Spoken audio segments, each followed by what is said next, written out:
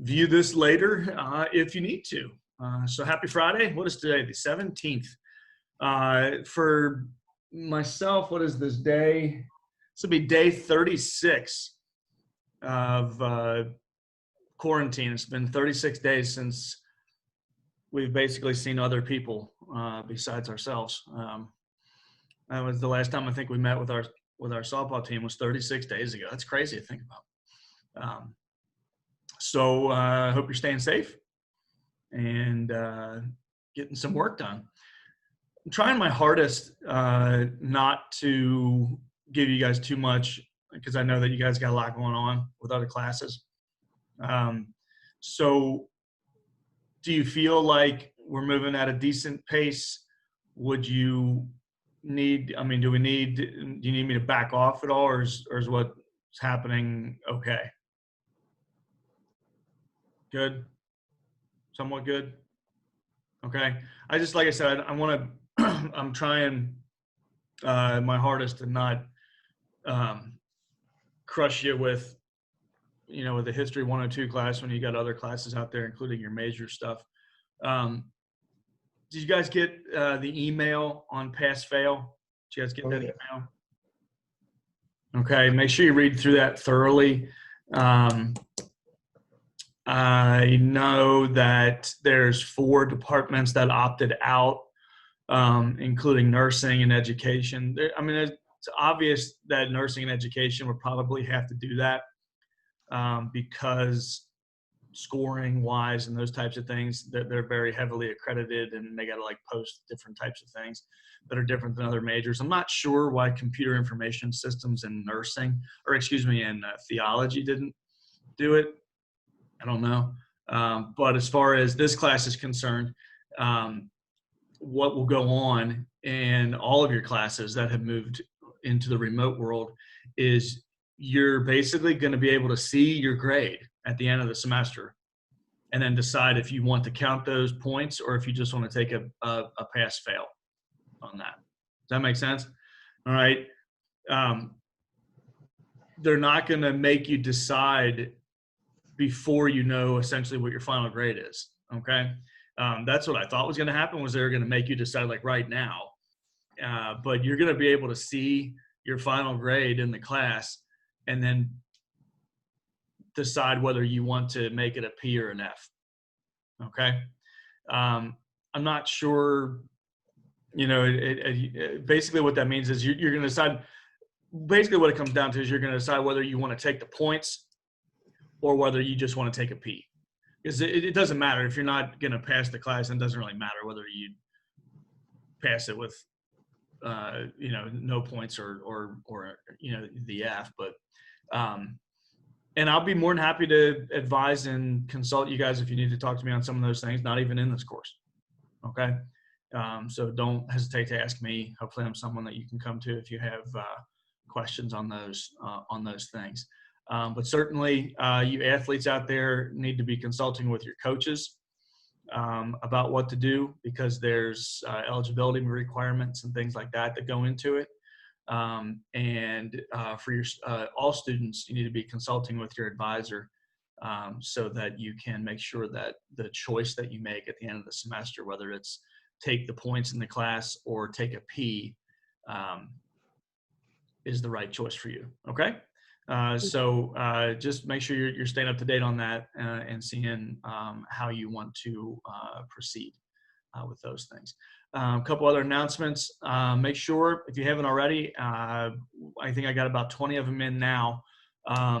Make sure you try to get quiz number 3 done. Try to get it by the end of the weekend, because I don't want like the W's and the details from this quiz to start to affect and start to confuse you for the next quiz. Okay. And if you wait too long on it, you're going to start thinking that, Bismarck is part of the next stuff, and then you're going to get confused about World War I. And so just try to keep pace. It'll best ensure that your success in here. And then we have forum post, I believe, coming up, correct, for Monday, right? Don't we have that one of those coming up for for Monday, I believe. I mean, I'll double check on that. But yeah, looks like. Yeah, I had a question about the forum post. Yeah, ask away. Is the forum post and CPA, is it just like combined as one, like with Yes. the 2 questions? Yep. Okay. All right, Yep. cool. So to knock out, I'm looking at the screen now, to knock out the CPA and the forum post, so that there's no need to turn in like a CPA to me and then the forum post. You just turn it in both at the same time, and then that counts for your CPA. Cool. Okay. I think that's coming up. Hopefully, in order to complete the CPA, it's got to be done by Monday. But if you want to tell the CPA to, then you can do that too, and just turn in the forum post and the reply whenever you want. Okay. But in order to complete the CPA, you got to at least you don't have to make a reply, but you at least got to make a post by Monday. Is that cool with everybody? All right. What else is going on? I think that's about it for the announcements.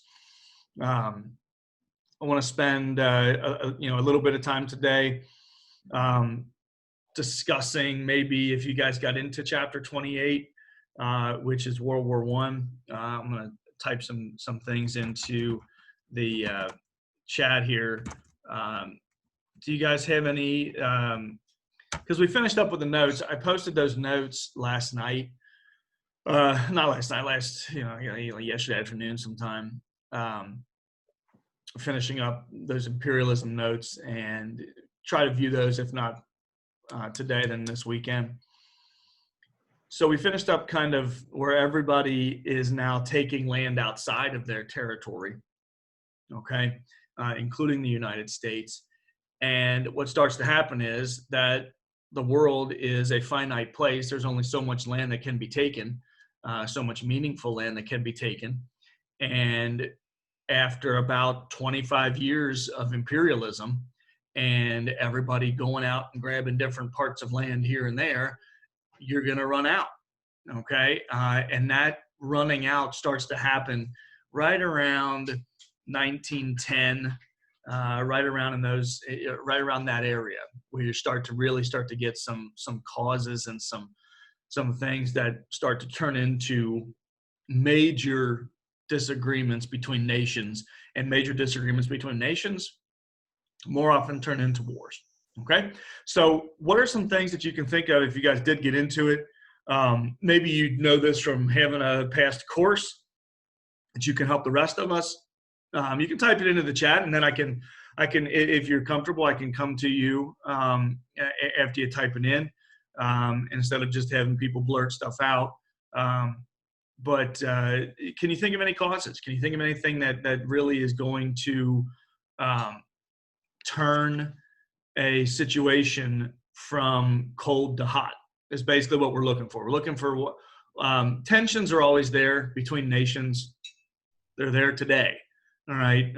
But what turns something from cold to hot? What turns it from kind of like a Cold War where you're just arguing with each other and threatening to actual guns and bombs and dead people?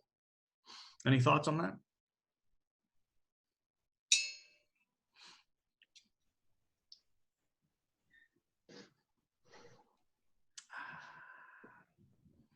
Happy Friday.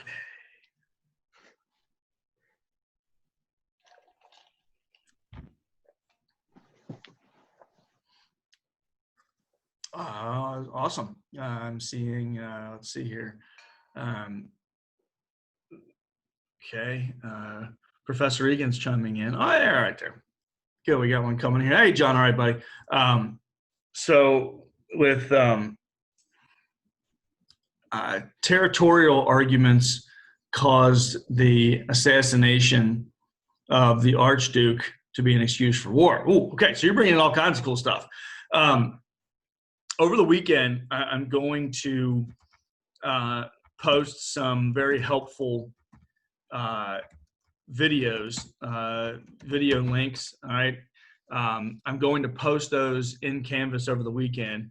And one of them is going to revolve around the assassination of this guy that we're going to mention just very briefly today. His name is Franz Ferdinand. kind of an important name, you know. So on the next quiz, I'm not going to be like, tell me directly who Franz Ferdinand is, but there's going to be a question on the next quiz that you're going to have to kind of know who Franz Ferdinand is, okay, and where he was from and what he was all about and why it was seen as the spark that blows up a giant powder keg. Okay, I want you guys to imagine and create a visual of World War I in Europe is kind of like everybody has been shoved into this gigantic powder keg, meaning a giant, huge, ignitable situation that is okay as long as there's not a spark, as long as something doesn't blow it up. Okay, so let me real quick just share my screen with you and let you know what I mean by that. Here is the European situation in the early 1900s. All right, can I get, do you guys see this screen? Can I get a couple of thumbs up here and there on that? Yes, no, maybe so. So this is interesting, guys. What I want you to see here is everybody in Europe in the early 1900s is kind of locked into these things called alliances. And the blue countries, the countries here in blue, are pals and friends. And Germany has made their pals and friends in the center of Europe, including Italy and Austria-Hungary, okay? And I want you guys to imagine kind of like everybody is just stuck. They're stuck in this powder keg. And all it's going to take, like I said, is one little spark, and then the whole dang thing's going to blow up, okay? And so we're kind of looking for, and people were preparing for a spark. Okay, I really do want to mention that people, these guys, the people that were in charge of these countries weren't stupid. They knew something was up, something was coming.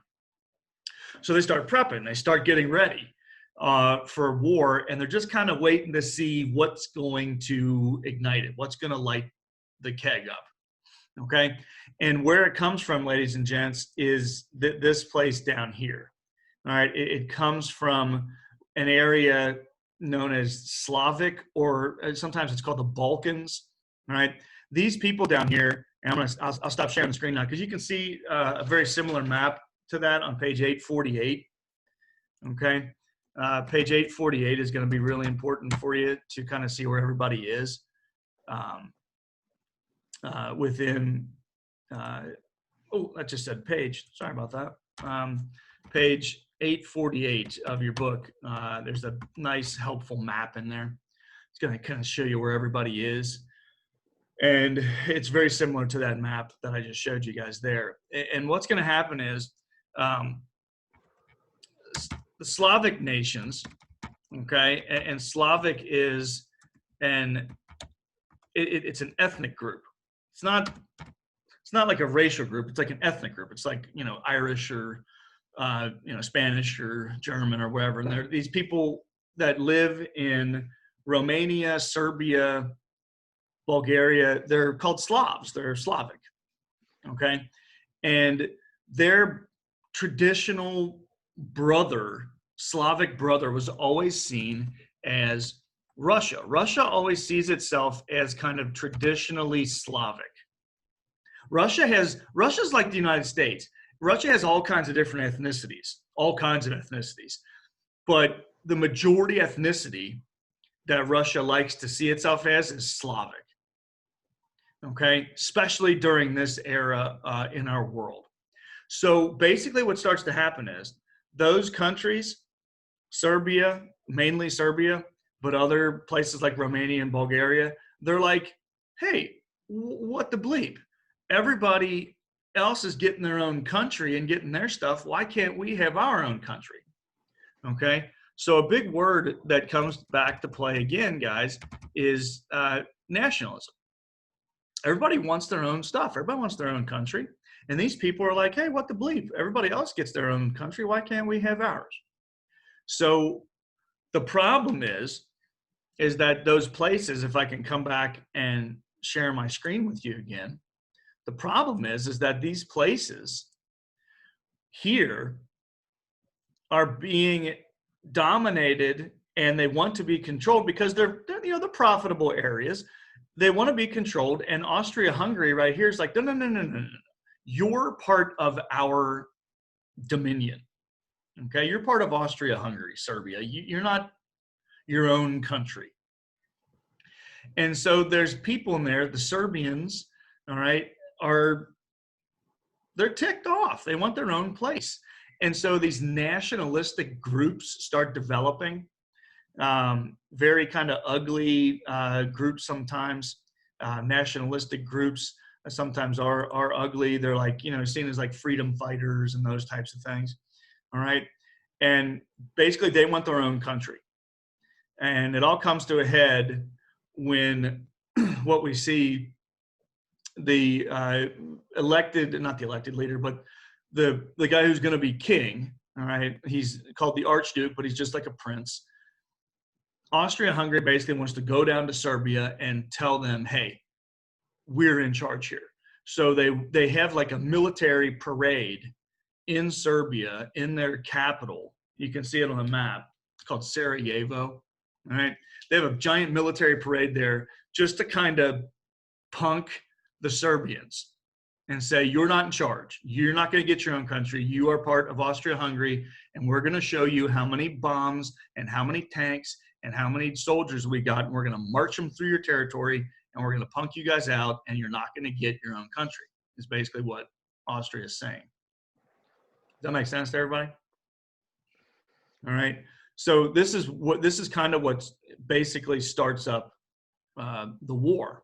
Okay, is everybody wanting their own country, and then if you get back to that map again, all right, Serbia starts to get they start to get a little bit more aggressive with it. Okay, and finally, after they get a little bit more and more aggressive, Russia, who's their Slavic buddies, are like, hey, man, if you want your own country, we'll back you up. And that is where we start off with this situation here. So I'll come back and I'll share my screen here, and we can look at what's going on with this next slide, which is kind of I zoomed in here. All right, I zoomed in on the area that we want to look at, and it has you can see that place Sarajevo there. All right, and we're kind of zoomed in on Sarajevo. And basically Russia is telling Austria, you better not mess with our Slavic buddies or you're going to have us to worry about. So here's where I want to prove to you guys with some of these numbers, all right, that a fight is coming. Okay, take a look at some of these interesting numbers. All right, these are military expenditures in millions of dollars. Okay, and you can kind of see how all these countries are getting ready for war. All right, somebody knows, and you can see France increases its expenditures by 10%, Britain increases by 13%, Russia by almost 40%, and then you got the big boy down here, Germany. And Germany's like, look how much, 73, increased their defense spending by 73% over 4 years. So Germany knows something's up, all right? And all over the world, you can look from 1870 to 1914, countries all over the world go from spending $94 million per year on military, nearly $400 million per year on spending. And that's a lot of money in 1910, right? $400 million, that's getting in billions and billions today. Okay, so everybody kind of knows what's up.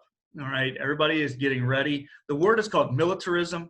All right, they talk about it on page 846 of your books. Make sure you kind of get that definition going there.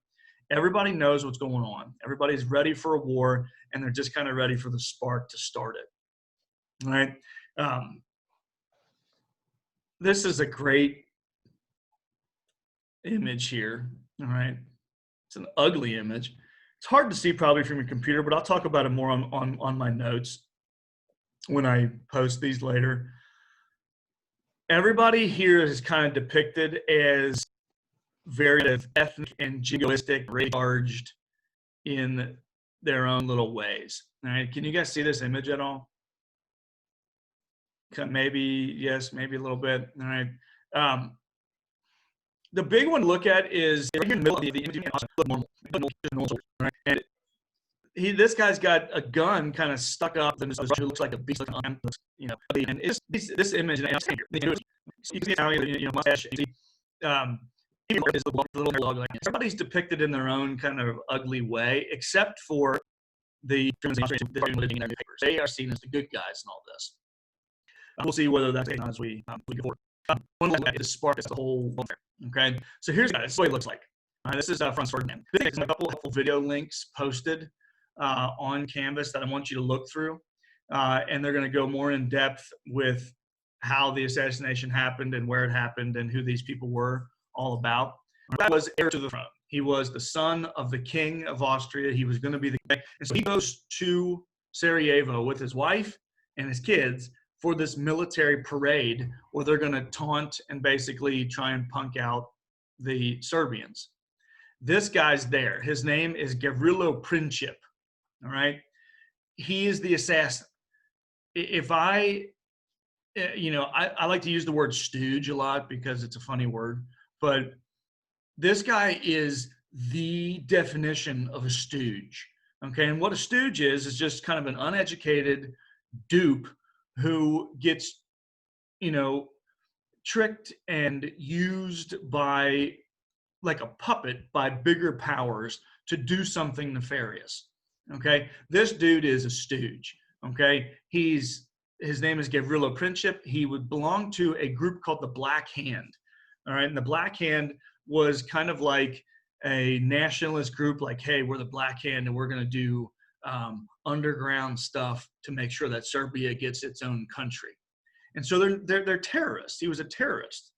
Okay. And he belonged to a terrorist group that was going to try and scare Austria into giving up Serbia. Okay. And he's there with a gun and he ends up shooting. This is a newspaper clip from June 28th, 1914. He ends up shooting Franz Ferdinand, and this idiot shoots Franz Ferdinand's wife, which was not part of the plan. Okay. And the thing is, guys, is you'll see this in the video, which will be more helpful, but I don't want to sound insensitive here, but it was seen as kind of like, it wasn't okay that Franz Ferdinand, the guy, got shot. That was not all right. But when he shoots his wife, the whole world was like, oh, like, shooting him, okay, but you shot his wife too? And this means war. And so it was just a really ugly situation. And this is a clip from the New York Times, the Austrian tragedy, and you get that picture of Archduke Franz Ferdinand. So the whole world is like, uh-oh, here it comes. And that's exactly what happens. After Austria's prince is shot, okay, everybody is really ticked off, okay? And all these political cartoons start creeping up. I love these political cartoons here, all right? Over here, you got this guy going, if you touch me, Al, and then somebody else grabbing him saying, if you make a move, Al, and then you got this guy saying, if you hit that little feller, I'll do this. And then in the back, you got the British saying, ho there, if you chaps do me beer, and all that stuff. So these cool cartoons here are showing you, guys, this is the alliance system, basically saying, you hit him, then you got to deal with me. And then the other guy says, well, if you hit him, you got to deal with me, which brings us to the cartoon on the right, which I love as well, which it has that kind of circular firing squad where it's like, all right, who's going to shoot first? France is pointing its gun at Germany, and Germany's pointing its guns at Russia, and Russia's pointing its guns at England. And the cool thing is, I want you to look at this arrow. There's Uncle Sam. All right, Uncle Sam's over here kind of a world away, and we're sitting this one out. And the United States is like, we're good. The United States, guys, for the first 2 to 3 years of the war is like, peace, we're out. You guys, you Europeans, you guys deal with that yourself. We thought it was a European conflict, and we didn't want to have anything to do with it. United States, we were like, we're good. We got to worry about Now, Cuba and Puerto Rico and Hawaii and the Philippines, we're good. You guys fight it out. And what starts to happen is we start to realize over the course of the war that we can't sit it out anymore. This is turning into a world conflict. Okay. And that's again, and I'll stop sharing the screen now. That's one of the interesting things about it. So we've kind of walked our way through what happens leading up to the war. Those cartoons, I love cartoons. We're going to be looking at a lot of them over the coming weeks because I find political cartoons hilarious and a fun way to talk about awkward subjects because humor is my coping mechanism. So, hopefully you can enjoy some of the cartoons we're going to be looking at and pieces of propaganda and that type of stuff. So, guys, the big thing is for this weekend, all right, is to now that we've kind of brought ourselves up to the start of World War I. The United States, remember, doesn't want to have anything to do with it. All right, we're going to sit this one out, we think. And the European nations now, over the summer of 1914, will one after another declare war on each other. I'm going to post, maybe you guys have seen these in other subjects. They're called oversimplified videos, and they're kind of cartoony, but they're funny. Maybe you've seen some or maybe you haven't. There's one on World War I I'm going to post. It's called World War I Oversimplified. And I don't mean to make light of World War I, but I think they're really helpful, and they kind of, like I said, make light of a awkward situation. Okay, so hopefully you guys like that video too. There's going to be 3 videos that I want you to try and watch over the course of the weekend that'll get you ready to talk about World War I on Monday. Is that cool? Everybody, yes? Thumbs? Yes? Good. Awesome. So we got, like I said, some things over the weekend. All right. If you haven't done quiz 3, make sure you do it. If you need to get that CPA and form posted, make sure we get that done. And then try to watch the videos. They're not that long. All right. Try and watch them and get some W's out in your notes over the weekend for World War I. And then next week, we're going to do what happens in World War I. We're going to listen to some songs. We're going to figure out why the United States eventually joins in. All right. And it's mainly because of a guy named Woodrow Wilson, who is our president. And he feels like it's our national duty to step in. All right. Kind of like a Teddy Roosevelt type guy. And we're going to do, we'll look into those situations there. Okay. So that's what we got going on over the weekend. All right. I'll send you this video out if you need to review it, because this will be real helpful. Send out those video links, and then I'll send out an invite to come back in and talk about some stuff on Monday. Everybody cool with that? Yeah? Awesome. Awesome. Again, it's always nice to see smiling faces, and it's always good to see you guys in general. I hope that we can get well, we're not going to get together this semester, but I can't wait to see you guys in the fall. It's just going to be, it'll be real nice. Like when we get back together, everybody's going to want to hug each other, but then it's going to be like, meh, social distance, so, I don't know. So I do have one question. Oh yeah, ask away. So there's this one Russian song I heard the piano rendition of. It's called Katyusha. And it was sung by Russian girls basically seeing their brothers and friends off to war. Sure.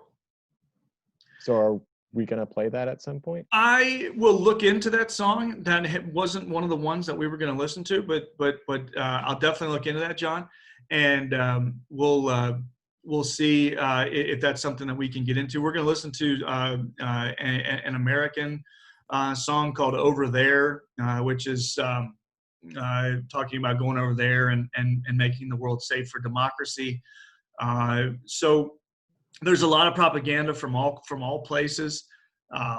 Certainly the Russian situation is going to be one that we're going to talk about next week because it's going to get ugly in Russia. They're not going to be prepared for war, and they're going to be making some really ugly strategic decisions that's going to lead to social revolution in Russia.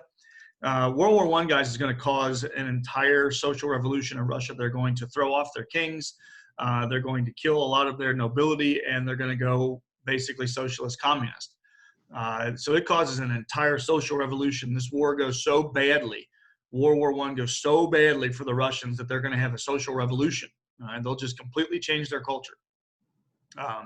So that's unlike any other country. But yeah, I'll look into that song, and we'll see if we can't maybe use that next week too. So thanks for that. Cool. All right, guys. That's all I got for this Friday. Get those things done if you need to, and then enjoy those helpful links over the weekend. Coolio? Awesome. Until then, stay safe. See you guys.